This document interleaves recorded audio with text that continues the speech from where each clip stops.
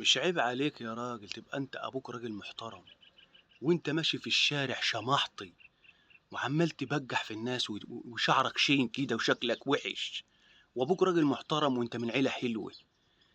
انت طالع لمين يالا؟ طالع لمين شكلك معفن ووحش كده؟ يا راجل عيب منك يا راجل لما يبقى ابوك راجل محترم وراجل كويس وانت طالع معفن وصايع، وانت عاجب نفسك كده؟ شكلك الشين ده عاجب نفسك؟ بص لنفسك في المرايه يا اخي. في ايه يا عم؟ اعدل من نفسك وخليك حلو يا اخي. ما انت شايف الناس الحلوه؟ بص للحلوين وتعلم منهم، مش تبص للمعفن وتعمل زيه واسود منه كمان. اعدل من نفسك يا خليك حلو يا اخي. ابوك راجل محترم وراجل مؤدب، خليك حلو وطالع لابوك وطالع لاهلك، مش طالع جايبها ايه يا ابني؟ في ايه؟ اعدل من عقلك. يخرب بيتك يا راجل وانت بلوي. والله ربنا يصبر كل واحد يا اخي من اللي عنده بلوه زي ده. يا ريت تصلوا على النبي يا جماعه، والسلام عليكم وربنا يهدي.